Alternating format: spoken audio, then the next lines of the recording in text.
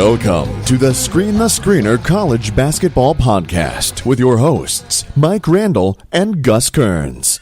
Welcome in, listeners, to the Screen the Screener College Basketball Podcast, where we're talking everything college hoops. Could have been anywhere else on the dial, but you chose to be here with us, Mike and Gus, and we appreciate that. We especially appreciate it when you're trying to deal with your happy, sad moment of Championship Monday finding its finish line and then knowing that there's not another game awaiting you the final weekend or on Thursday. So, Mike, let's help the listeners get through their happy, sad moment and break down a little bit of the championship game on Monday. What do you say? The game itself was better than sex. It was awesome. The actual game itself, it's just, again, always fade the public. Hashtag fade the public. The build-up was that it's going to be a defensive struggle. Right. No one's going to be able to score. It's not going to be exciting. It's going to be 21-19 at the half, et cetera, all this stuff. Right. None of that was true. It was an incredibly exciting game. It was a chess match between two great coaches, two great teams. It was absolutely outstanding. The play on the court was as high a level as you could possibly imagine. First overtime game since Bill Self wiped his brow, and Kansas beat Memphis. Very good. We just want to say a couple thank yous. Thank you to Spreaker for getting us in your earbuds and in your speakers and in your ears. And we want to say thank you to Bell Jar. Bell Jar has treated us so well for 300 episodes. That's right. Mark it down. 300 episodes of the Screen the Screener College Basketball Podcast. I think it's kind of like perfect symmetry that we're going to find number 301 here for the Championship Monday recap of the 77-85 win for Virginia in overtime. And Virginia just continues to lead that charmed life that they have the past 3, 4, or 5 games. Look, they were down versus Gardner-Webb at the half. And in the last 3 games, they were down with under 15 seconds to go in the actual game and came back and fought their way to win. If that's not a charmed life, if that's not corrective karma, if that's not a Tony Bennett redemption tour stop, I don't know what is. This team just had a little something extra. We can talk corrective karma if you want, but I'll tell you what. We talked a little about little pre-podcasts. There were a couple of coaching adjustments that we might need to talk about. There was a couple of things that we might need to pay attention to. So let's just kind of break it down for the listeners right now and try to get it right for them. Help them find the finish line of what a great college basketball season. What you saw was Virginia at their absolute best. They were incredibly great on offense. They had one-on-one moves. They didn't miss any of those really short bunnies and runners that they take in the first half. And they picked a really great game and an ideal time to do it. They didn't produce that sort of, and I don't care about the offensive efficiency number. I don't care about that.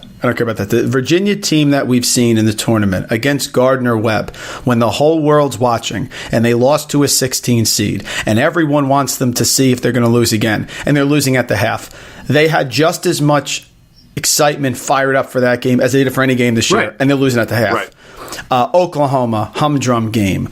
Oregon, losing in the second half to Oregon. Right. Purdue, losing to Purdue. DeAndre Hunter not in the game at the end of regulation. DeAndre Hunter not in the game to start the overtime. All the games that they had. Auburn, losing. They played their best game on the biggest stage in the biggest game in school history. And congratulations, you deserve it. You had the Tony Bennett redemption tour last year. He got completely over-criticized for this. And by the way, I think you know now how much DeAndre Hunter means to Virginia guys. I've been saying it all year. We talked about this. That's why that loss was overblown. He makes a huge difference. It doesn't matter if he has a bad game. It doesn't matter if he has 2 bad games. It's because he's a lottery pick. And to Gus's credit, Gus said he would play better than Culver, and he did. And he played better than Culver. He was the best player on the court. He should have been the MVP, by the way, because Kyle Guy's MVP performance in this whole thing was the last game against Purdue. Correct. And that's a really nice game. But the Hunter delivered the title, and Guy was invisible the first 2 games of this tournament. So I think it should have been Hunter. But you know what? He deserves it. Virginia deserves it. They've got unfairly criticized. Tony Bennett's a legendary coach. He's going to be a Hall of Fame coach now, and I have no problem with that whatsoever. You're kind of spot on a couple of things. Number one, would love to see the Hunter MVP thing happen. I think that's a 2-year cycle of award, right? The fact that he's out of that first round game last year and the fact of his impact of the championship game this year, I think just ties a nice, tidy little bow on the situation and his impact on this team. And it's funny because I feel like you and I and Dr. Tony and a couple other guys that we have our little text chain going. I said when Hunter plays this way, Virginia can beat anybody in the nation. They can beat anybody in the country, any night, any place, venue agnostic. When he plays this way and is that aggressive, they can beat anybody. And because he took it to the hole, because he was aggressive with his jumper, because he was aggressive from three, because he was aggressive with his pull-up jumper, and you saw Coach Bennett get in his ear on the sideline and be like, we need you to be you. We need you to do your thing. We need you to be the best player on the floor. We don't need you to be passive. We don't need you to be casual. We don't need you to, know your role. Your role is to be the best player on the court. Go be the best player on the court. And with 27 points, 9 boards, 4 threes, he was the best player on the court. And he looked like the lottery pick that everybody has been touting him as, for the past couple of years. I agree with your statement of that he should be the MVP. And let's just talk about them on the offensive efficiency end. The big thing with them is that they have not been efficient on the offensive end. For the past couple of years, they've been unbelievably efficient on the defensive end. They sacrificed some of that efficiency on the defensive end. If we go back and look at the final KenPom numbers, they're no longer the number one defensive efficiency team via KenPom. That's still Texas Tech.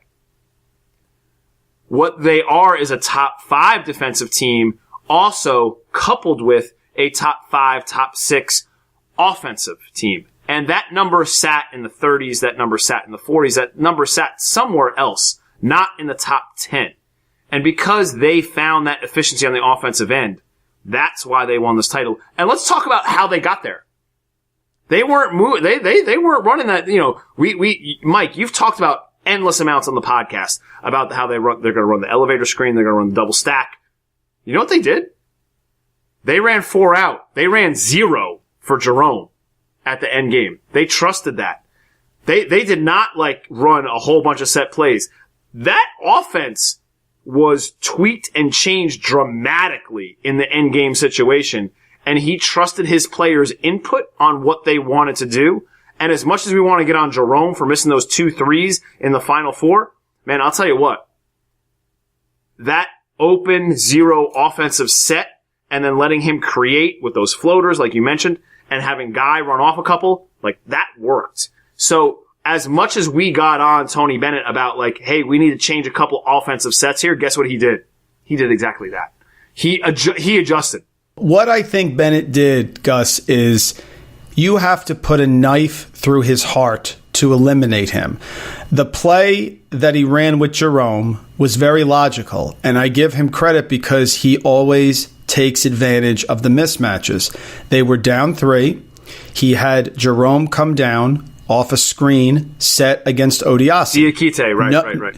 Knowing that because Diakite is going to set the perfect screen, because Virginia players set perfect screens, that there will be a switch with Odiase, in which case Jerome will go to the basket. I think it was very simple. I think it was, we're going to get a quick 2. There'll be 10 or 9 seconds left. We will foul them again. We will extend the game. Right. We will make them, and we will continue to take our percentage shots.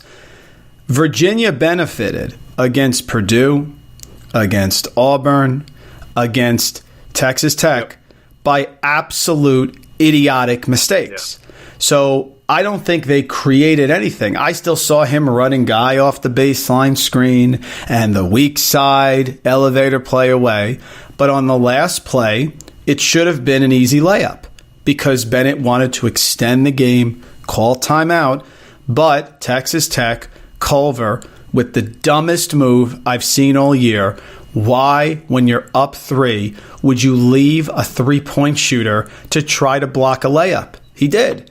And Ty Jerome, because Virginia players don't beat themselves, correct, hits Hunter, and Hunter makes the 3.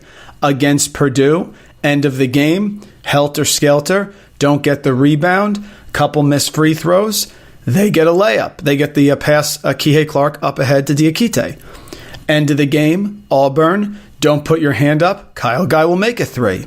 Don't switch on the screens on the inbound, Kyle Guy will get an open 3. So they just took advantage of terrible defensive plays, which is a skill. Because there's plenty of teams that don't do that. Correct. So Bennett does what Bennett does. He did make an adjustment with Salt and Hunter, thank God, by the way. Thank goodness. And that was a terrible defensive breakdown by statistically what was the best defensive team all year. And you know what? They made him pay. How about we go into the UVA execution situation? Because Coach Bennett and his staff said, we're going to make a couple of tweaks here and we're going to try to do these things. How about the student athletes on the court making the tweaks for those execution plays to happen? How dramatic was that Kihei Clark pass? That thing was unbelievable. Some people would take a couple dribbles up and then shoot it. His awareness of saying I'm going to look ahead immediately and not take a couple dribbles and pass ahead, unreal.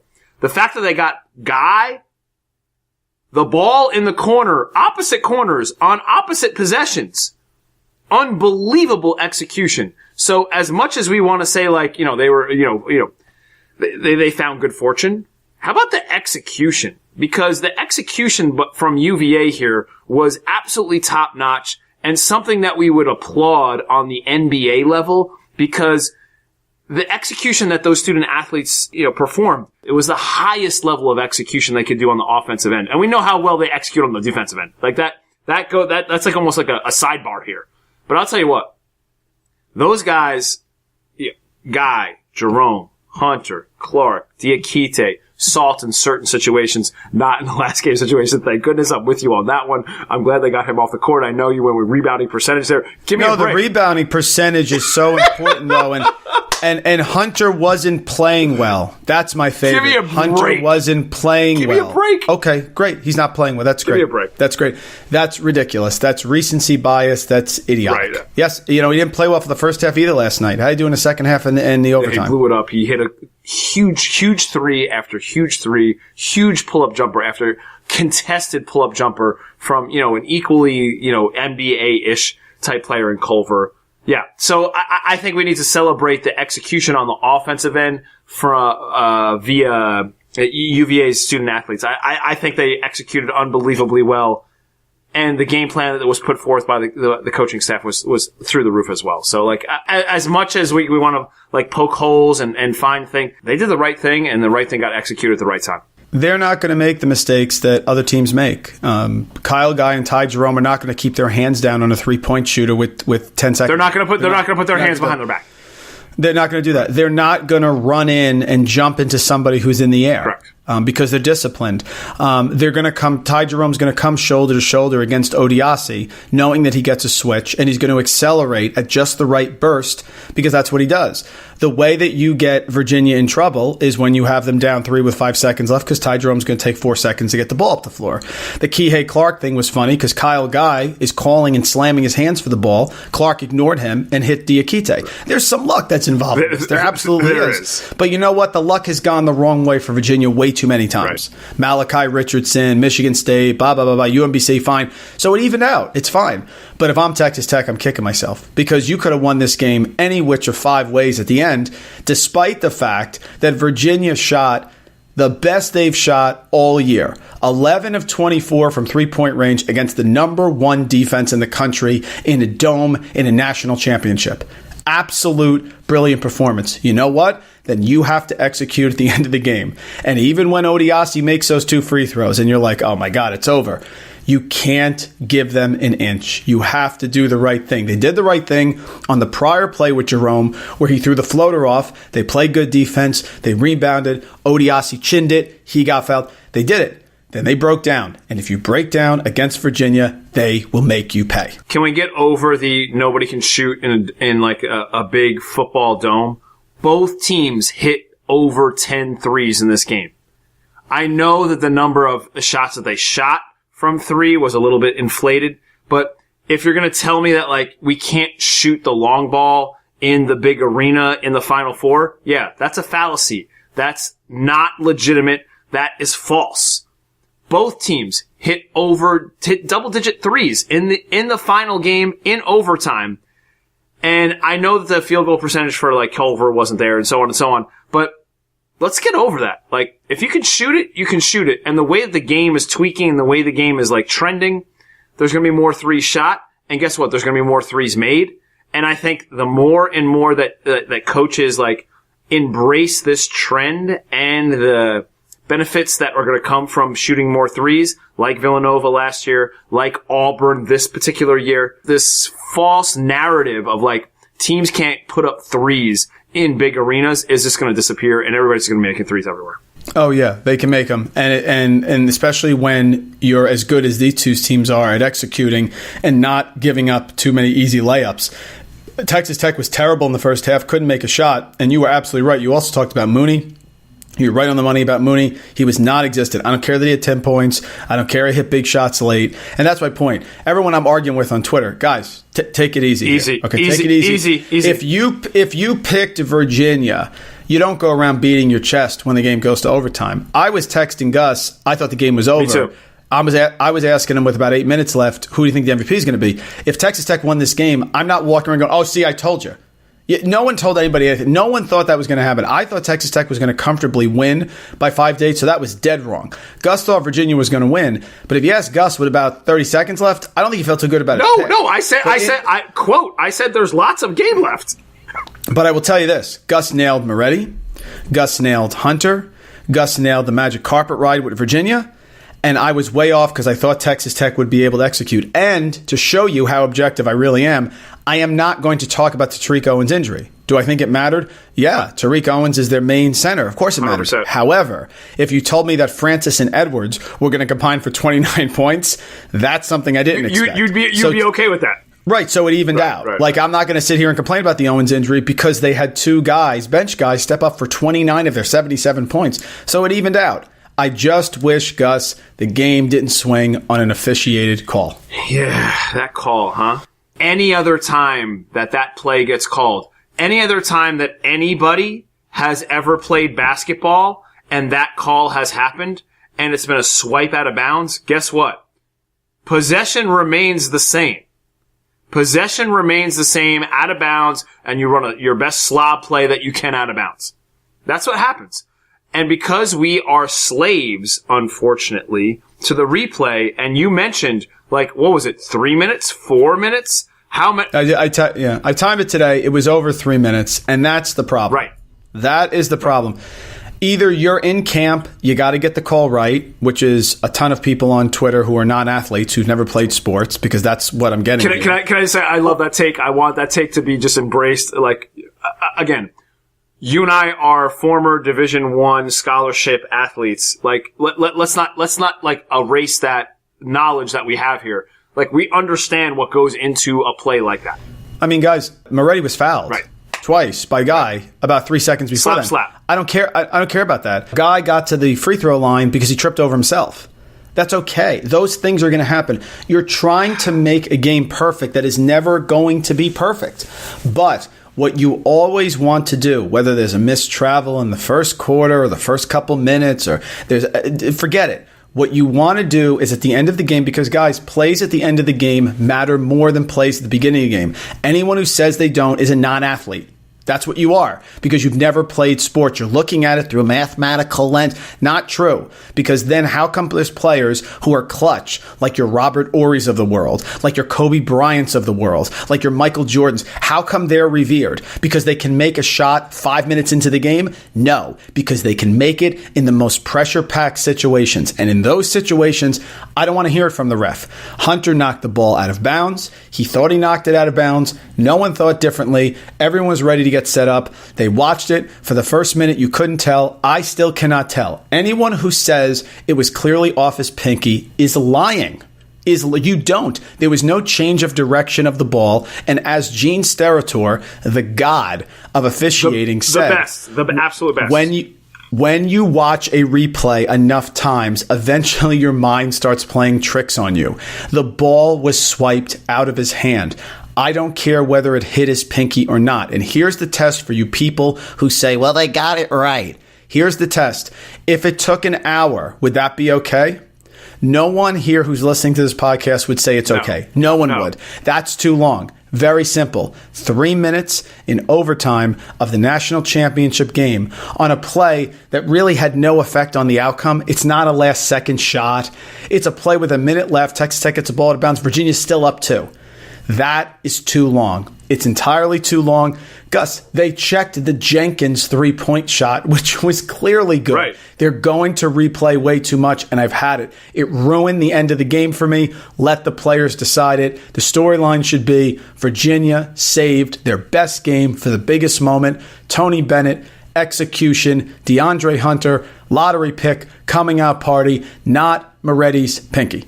Can we just hire Gene Serator to hole up in Sea Caucus or wherever the headquarters are going to be? I know it's NBA headquarters, but wherever the headquarters are going to be, and just have him make all these decisions within a minute? Because it seems like on TV he can make decisions in 2 seconds. Can we just do that? Can we just make that happen for the whole entire tournament? That would be unbelievable because we love casual Italian refereeing. I mean, he is fantastic. He number one, he's a personality. Number one, he's unbelievably great at his job. And another thing, he's on point. He keeps it straight. He doesn't try to play favorites. He's not trying to win the audience over. He's just trying to get the call right. So let's get that done so we can stay away from the 3-minute review in overtime in a national championship game. I'm totally with you on that. Virginia still deserves it. They won the game fair and square. They probably would have stopped Texas Tech anyway. They were the better team from start to finish, just not at the end of the game, which was an issue in the second half. But I'm done with the got to get it right. I'm done. There's a flow to the game. You have a clock on this. There's a flow. It's too disruptive. If it takes longer than a regular timeout, it's too long. Run over to the monitors, put on the headset, Sterator's there, yes, no, that's it, come back out. That's it. And if you had done that, it would have been Texas Tech ball.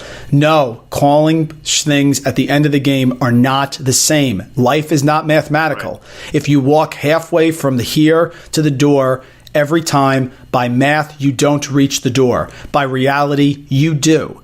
And calls at the end of the game matter more than calls in the beginning of the game. It's a fact. It's reality. Enough with the math. Let's go over a couple things that you noticed in this particular game that really made a difference. I'll take the first end here, and then you just dive in and say what you think might have made a difference, coaching decisions, player play, so on and so on. I'll tell you what, I was unbelievably impressed with Braxton Key this game. I know that you mentioned earlier that they left Salt out and played the small lineup. But I'll tell you what, even though his stat line might not be through the roof and he didn't score double digits and so on and so on, he was unbelievably active on the boards. He was unbelievably active on the defensive end. And I'll tell you what, he might be one of the difference makers on the defensive end because neither team wanted to go big, especially after you mentioned, Mike, that Owens was out with foul trouble. And they just both of these teams went small. And you could have seen Virginia stick to their guns and go 2 bigs, go Diakite, go Salt, and we're going to go 2 bigs and we're going to do our thing. No, they adjusted, Coach Bennett adjusted, and they played Key huge minutes in this game where he did not play huge minutes earlier. So I was really impressed with Key's play and the decision to play Key those big minutes against that smaller lineup against Texas Tech. What other thing or element or change or tweak did you see that maybe affected this game, whether it be coaching or player outcome? Yeah, I want to take full credit for Tony Bennett winning a national title because I sat here and said that if Jack Salt's playing 34 minutes against Purdue, you're going to lose. You can't tell me that Matt Harms is so much of a better inside player than Texas Tech that he had to play him against Matt Harms. I'm not buying that. He realized he needs offense. Salt plays 8 minutes on Saturday against Auburn, 4 minutes last night in the entire game of the championship game. Week said it. You agreed with me. We're totally right on the money. Braxton Key's got to play. He needs offense. Braxton Key, 10 rebounds. Wait a minute, but the rebound percentage is higher. Yeah, there we go. Stop it, because Braxton Key is an athlete. He is not terrible defensively. Otherwise, Virginia wouldn't have taken him on the team. He had 10 rebounds and 6 points, and he had 2 big free throws there. He made his 2 free throws. Absolutely, that was the key. Him playing 29 minutes was able to give some rest to Diakite. He gave some rest to Kihei Clark. They went big a little bit. Absolutely. Tony Bennett, congratulations. Braxton Key, huge player in this game because Jack Salt was not doing anything. How about we just applaud Brandon Francis? The grad transfer went absolutely bananas and put up 17 points, 4 boards, hit 3 threes. And I'm going to say right now, if not for him, this game is a 10-point game and a blowout, because he stepped up in a big way and played with an unbelievable amount of confidence. And the confidence that the coaching staff showed in him, playing him that amount of minutes and putting him in those positions out on the perimeter for kickouts, for threes, for jumpers. I was really impressed. And let's not sleep on Edwards either. Edwards played an unbelievable role. I mean, he was unbelievably impressive as well. Those 2 guys off the bench, without Culver going bananas, they needed something else to pop. And not one, but both of those guys, Edwards and Francis, both popped off the bench. And if you and I were going to prognosticate and talk to the listeners out there and say hey, you know what? Edwards and Francis are both going to score double digits. You'd probably say, oh, that sounds like a Texas Tech win, right? The fact that happened and they put almost 30 points combined and UVA almost won, kudos to those 2 guys. Those 2 guys played out of their heads. Really impressive. Love that Coach Beard put them out there with that success. And it was almost by necessity, because you mentioned that Owens was limited health-wise. I agree. Edwards and Francis were great off the bench, combined for 29 points. They had 7 rebounds together. By the way, both teams, I want to shout out to them. And Edwards is a freshman, of course. Francis, like I said, transferred Florida in his second year. Both teams shot well from the line. They beat themselves 13 of 15 for Texas Tech, 20 of 23 for Virginia. Both teams shot very, very well. Player I'm going to take the task here is Culver. Yeah. Jarrett, listen. You were 26% from the field against Gonzaga. Right. You were 25% from the field against Michigan State, and you were 22.7% from the field against Virginia. And I'll tell you something. He got that ball in the last play regulation. I sat there going, "Do not pull up. Don't big guy, you're not making your pull-ups. Don't settle. You're not making your pull-ups. You don't have it. You are lengthy basketball. You are Giannis-like with your length, okay? Right. Get to the rim. Don't worry about the charge. You can kick it. You've got to attack the rim there. If you attack the rim and somebody steps up, you should be able to recognize the open man, because 2 are playing you then. Jarrett Culver, terrible job. Did not step up in the big game. Big 12 Player of the Year. Had a great year. Fell in love with his jump shot. They gave him a couple charges. He got nervous. Bad job by Jarrett Culver. I'm sorry. Is he going to be drafted? Sure. Is he going to be drafted in the first round? Absolutely. But he's not a lottery pick. Hunter was better. You were totally right. Even though Hunter had not played well. And I love DeAndre Hunter. I'm the guy, I've been touting him, guys, that they didn't have Hunter. I just thought Hunter, probably because I had the recency bias with Bennett playing Salt, did not see him having that type of game, but he did. And he had the game that I knew he could have, and Culver did not. Terrible job. Jarrett, go to the basket. Enough with the pull-ups. You didn't make a pull-up all game. You're not going to start making them now. Right. Why would that change? And why would that change, especially against a UVA defense that is really focused on shutting down the main offensive outlets for this team? And you saw what they did to Mooney. Clark, besides overtime, excellent defense. Excellent defense. Clark was in Mooney's head the whole entire time. That was crazy. And yeah, I think the equations worked out how we thought they would on the podcast prior.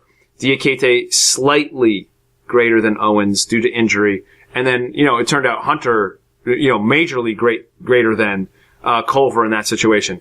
Mike, what do you think? Do you think we're going to just chat about a couple of other loose ends here? Do we need to talk about anything else here? So the loose ends, guys, is this. The reason that we appreciate your support year-round is because we are a year-round podcast. Gus and I decided a couple of years ago that we're going to go straight through the summer. Right. Now, you're only going to get one pod from us a week. That's what you're going to get. Right. We're still going to keep the patron pods going. Yep. Sometimes it'll be Gus. Sometimes it'll be me. Could be an interview. Could be a bunch of different things. So we're going to continue only one a week here is what you're going to get from us. And, of course, if you're a patron, you get the regular one on Friday. All year long, we'll have previews, we'll have insight, all that stuff. We are going to work for you. A lot of the pods out there that you follow say, we're done. We're done right now. We're not done. We're never done. We're doing NBA draft. We'll have videos on the YouTube channel. We'll have coaches in the offseason. Yep. We'll have personalities on, like Paul Biancardi, who's a friend of the podcast, to come on to talk about the players that are coming in and recruiting. So we go year-round, guys, and so please stay with us, support us. This is hard. This is hard work. Sitting in front of this microphone and coming down and doing this stuff, especially off season, is difficult. You know that. You appreciate it. And we love all of you guys for your support. So you're going to have this stuff coming. We will have the NBA draft videos coming out again. For our patrons, we give you insight into that. If you want to become a patron, go to patreon.com, Screen the Screener Podcast.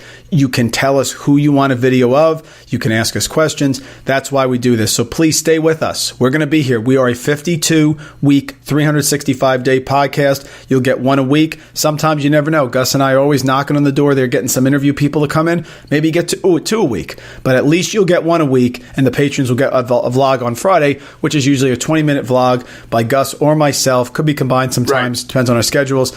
Talking about something related to the draft or related to the coaching, the offseason, all that stuff. We got great stuff coming up for you, so don't go anywhere. I'm going to tell the listeners right now, I already got some cool things lined up. We have a couple of cool things lined up for the off season. I have a couple of cool things lined up for the NBA draft, which I think is going to be really exciting. You've really tied into, Mike. You've tied into like the lines, the betting, and you've really kind of narrowed down on that, and that's been kind of your focus the last couple of weeks, last couple of months, especially with the Action Network success that you've had. I'm going to tell you right now, this is where I'm going to dig in. I'm going to dig into this NBA draft stuff. We're going to bring you guys a couple of cool guests. We're going to give you guys a couple of cool breakdowns, and I think you guys are going to really appreciate it leading up to June. And to be honest, this is the thing. This is like the NBA draft after the Final Four is really the thing that Mike and I bonded over initially leading into this podcast. It goes back 20 plus years. So that you're not just getting like a fly by night, casual glance at the NBA draft here. You're getting legitimately 25 years of really close detail on the NBA draft and some really serious reflection. So you're not going to get short-ended is what we're saying. Like we're going to give you great guests. We're going to give you good insight. And then we're going to give you a great breakdown leading up to the NBA draft. And then after that, guess what we're going to do? We're going to keep talking college hoops because that's what we do. Because we love the game, we love you guys, and we love sharing the space with you guys. So thank you for letting us share the space with you guys.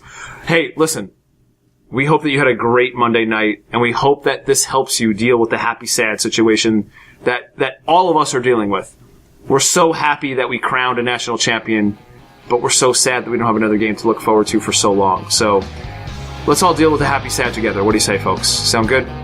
Cheers, cilantro, grazie, arigato, everybody.